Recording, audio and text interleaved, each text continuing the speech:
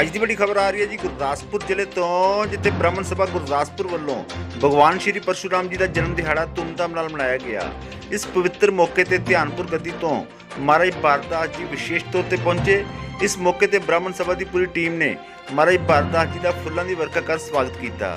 ਇਸ ਮੌਕੇ ਤੇ ਬ੍ਰਾਹਮਣ ਸਮਾਜ ਦੇ ਲੋਕ ਵੀ ਵੱਡੀ ਗਿਣਤੀ ਵਿੱਚ ਮੌਜੂਦ ਸਨ। ਇਸ ਸਬੰਧ ਵਿੱਚ ਬ੍ਰਾਹਮਣ ਸਭਾ ਦੇ ਪ੍ਰਧਾਨ ਜੀ ਨਾਲ ਜਦੋਂ ਗੱਲਬਾਤ ਕੀਤੀ ਤਾਂ ਉਹਨਾਂ ਦੱਸਿਆ कि ब्राह्मण सभा गुरदासपुर वालों हर साल की तरह इस साल भी भगवान परशुराम जी का जन्म दिहाड़ा धूमधाम नाल मनाया गया, जिस विच सवेरे पहला हवन जगे अते गायत्री मंत्र का उच्चारण किया गया अते बाद विच महाराज भारतदास जी ने भगवान परशुराम जी की जीवनी उपर चानना पाया। इस मौके ते विशाल लंगर का प्रबंध भी किया गया सी। गुरदासपुर तो विजय शर्मा अते रजिंदर सिंह की विशेष रिपोर्ट। निवेदन करेगा कि वो मंच पे आए और आज का कार्यक्रम जो शुरू करने से पहले जो है गायत्री मंत्र का 3 बार उच्चारण किया जाएगा।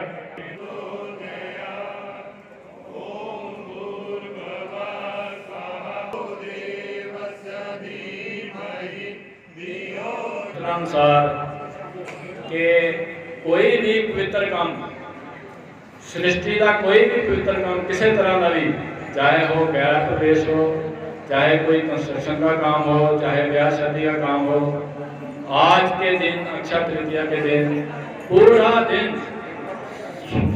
शुद्ध होता है और सबसे पवित्र जो माना जाता है वो अक्षय तृतीया है, जब हमारे इष्ट देव भगवान परशुराम जी ने अवतार लिया था। वो दिन आज का ही है।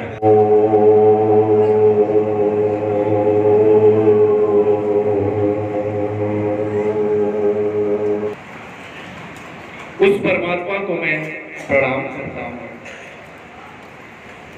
और हम सब बड़े भाग्यशाली हैं कि आज इस अवसर पर, इस अक्षय तृतीया के अवसर पर हम सभी ज्ञान चर्चा, सत्य चर्चा और परमात्मा चर्चा के संदर्भ में कुछ सुनने के का अवसर प्राप्त हुआ है। बड़े भाग्य से मनुष्य का तन मिलता है और इस तन को पाकर अगर हम व्यर्थ के कामों में अपने समय को गंवा दे तो फिर बार बार ये मनुष्य का झोला नहीं मिलता। इसलिए इस मनुष्य तन को पाकर हमको क्या करना चाहिए, हमको क्या प्राप्त करना है, हमारा लक्ष्य क्या है, हमारा उद्देश्य क्या है, ये हमको समझना चाहिए।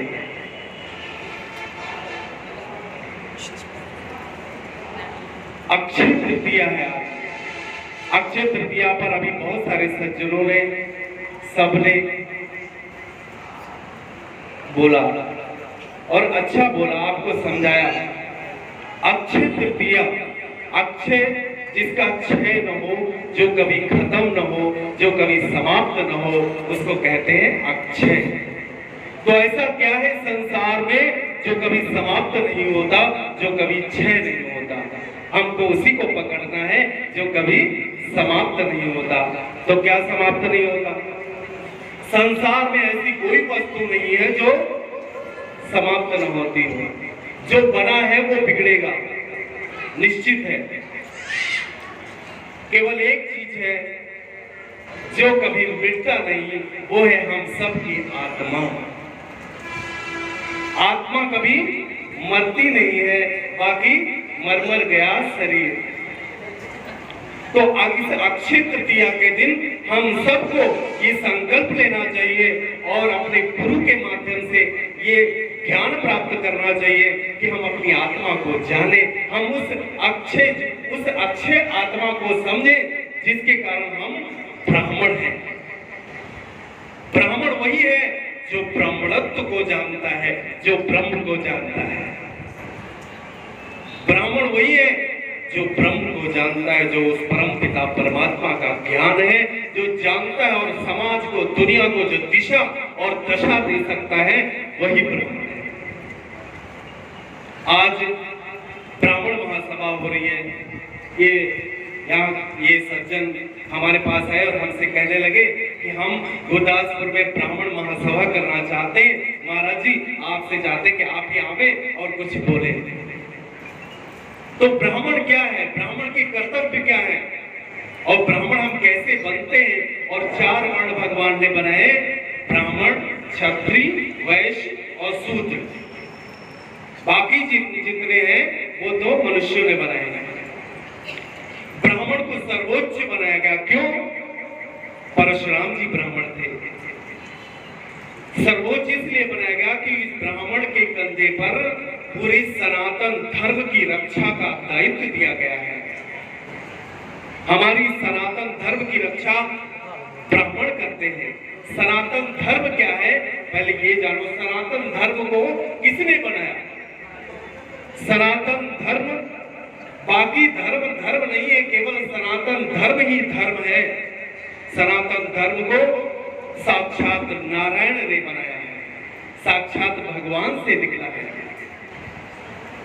परम पिता परमात्मा से साक्षात नारायण ने इस सनातन धर्म को प्रकट किया, इस सनातन धर्म को बनाया है, और उस धर्म को हम सब मानने वाले हैं।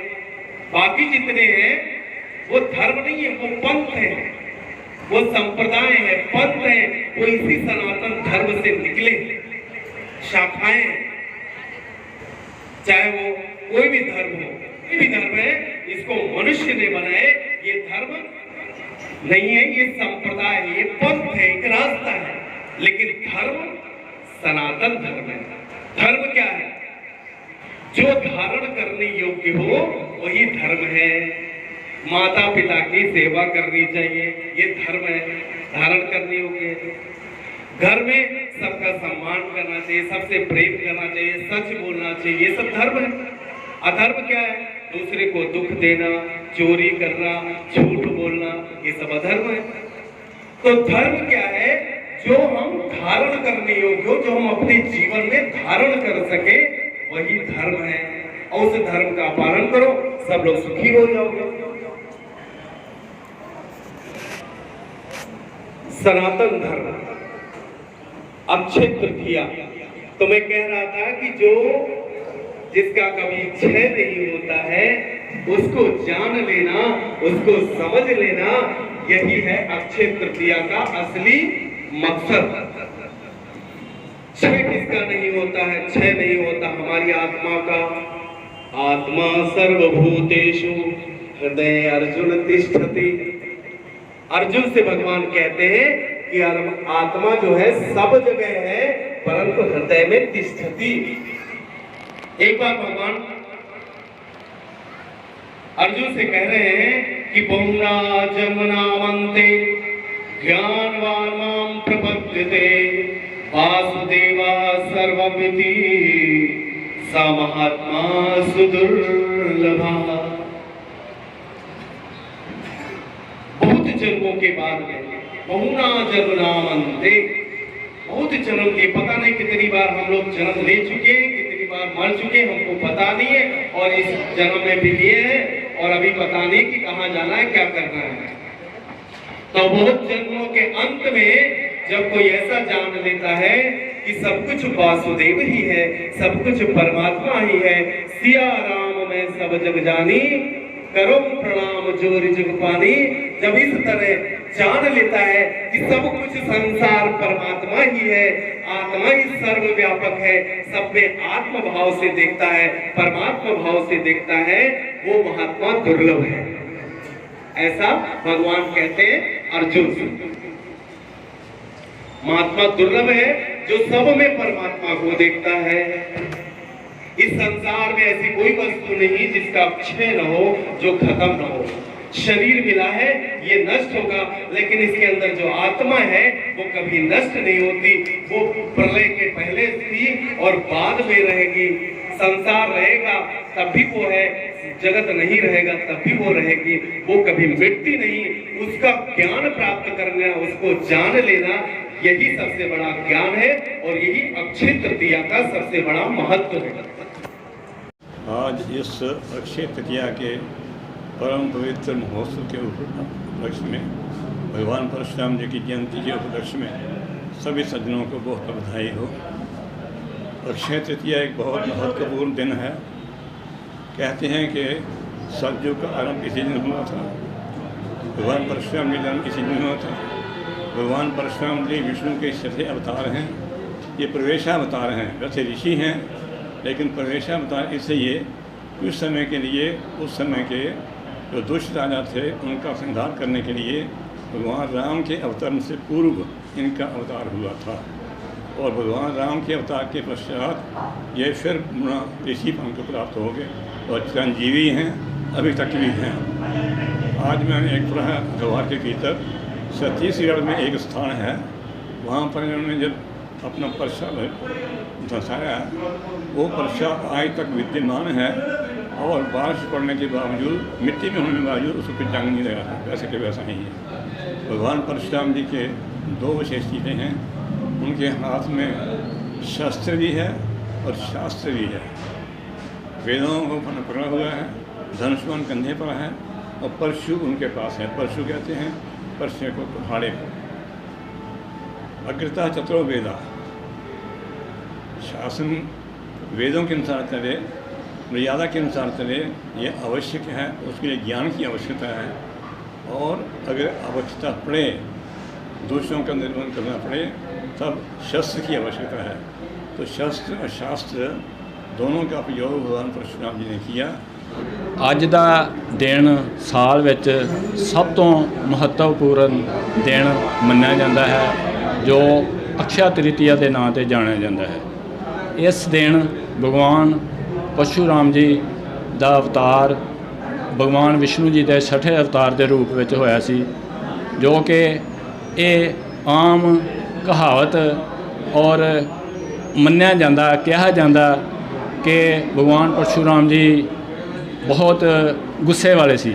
ਪਰੰਤੂ ਮੈਂ ਇਸ ਗੱਲ ਨਾਲ ਸਹਿਮਤ ਨਹੀਂ ਹਾਂ, ਕਿਉਂਕਿ ਭਗਵਾਨ ਪਰਸ਼ੁਰਾਮ ਜੀ ਨੇ ਜੋ ਅਵਤਾਰ ਲਿਆ, ਉਹ ਸਿਰਫ ਤੇ ਸਿਰਫ ਜਿਹੜੇ ਦੋਸ਼ੀ ਕਰੂਰ ਜਿਹੜੇ ਰਾਜੇ ਸੀ ਉਹਨਾਂ ਨੂੰ ਜਿਹੜਾ ਉਹਨਾਂ ਦਾ ਨਰਸੰਹਾਰ ਕੀਤਾ, ਭਾਵੇਂ ਉਹ 21 ਵਾਰ ਕਸ਼ਤਰੀਆਂ ਦਾ ਜਿਹੜਾ ਉਹ ਉਹਨਾਂ ਨੂੰ ਖਤਮ ਕੀਤਾ।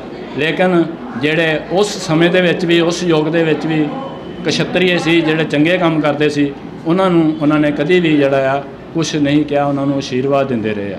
ਸੋ ਅੱਜ ਦੇ ਦਿਨ 'ਤੇ ਮੈਂ ਸਾਰੇ ਸਮਾਜ ਨੂੰ ਬਹੁਤ ਬਹੁਤ ਵਧਾਈ ਦਿੰਦਾ ਹਾਂ ਕਿ ਅੱਜ ਦਾ ਜੋ ਸਭ ਤੋਂ ਵਧੀਆ ਸਾਲ ਦਾ ਦਿਨ ਹੈ ਮੰਨਿਆ ਜਾਂਦਾ ਅਕਸ਼ਯ ਤ੍ਰਿਤੀਆ, ਜੋ ਕਿ ਜਿਸ ਦਿਨ ਸਾਰੇ ਹੀ ਪਵਿੱਤਰ ਕੰਮ, ਕਿਸੇ ਵੀ ਕਿਸਮ ਦਾ ਪਵਿੱਤਰ ਕੰਮ ਜਿਹੜਾ ਉਹ ਅੱਜ ਦੇ ਦਿਨ ਸਾਰੇ ਹੀ 24 ਘੰਟਿਆਂ ਵਿੱਚ ਕਿਸੇ ਸਮੇਂ ਵੀ ਕੀਤਾ ਜਾ ਸਕਦਾ ਹੈ।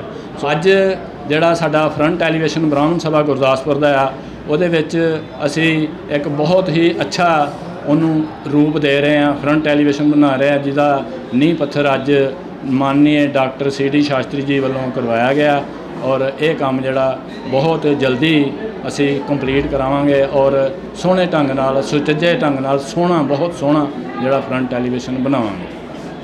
ਬਹੁਤ ਸਾਰੇ ਸਮਾਜ ਦਾ ਧੰਨਵਾਦੀ ਹਾਂ। ਅੱਜ ਬਹੁਤ ਸਾਡੇ ਸਮਾਜ ਨੇ ਇੱਥੇ ਸਹਿਯੋਗ ਦਿੱਤਾ ਹੈ ਔਰ ਮਹਾਰਾਜ ਜੀ ਧਿਆਨਪੁਰ ਵਾਲੇ ਆਏ ਹੋਏ ਸੀ ਸੰਤ, ਉਹਨਾਂ ਕੋਲੋਂ ਆਸ਼ੀਰਵਾਦ ਪ੍ਰਾਪਤ ਕੀਤਾ ਹਰ ਇੱਕ ਨੇ।